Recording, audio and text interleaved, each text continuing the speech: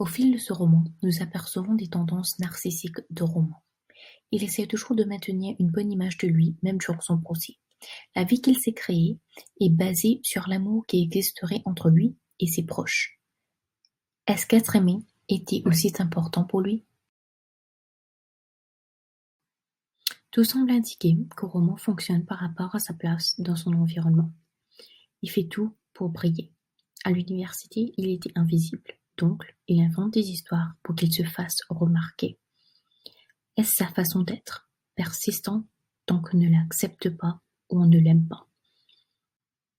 La religion serait un autre thème principal de ce roman. Des références religieuses sont semées à travers le roman. Cependant, ce qui fait l'objet du doute vers la fin de l'histoire serait le sentiment de rédemption qu'aurait ressenti le prisonnier. Il irait jusqu'au dire qu'il avait désormais une perception réelle de la vérité. Est-ce vrai?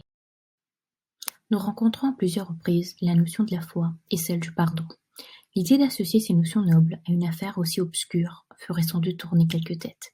Néanmoins, Carrère nous partage l'histoire de Marie-France et Bertrand, qui partagent tous les deux un lien d'amitié avec Roman, malgré ses défauts.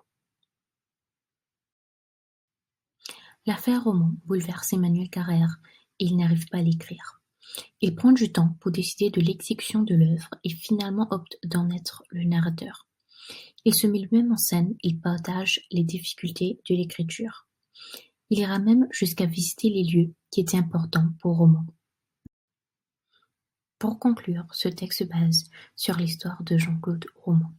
Ce dernier a mené une double vie pendant 18 ans et il souffre d'une trouble psychologique.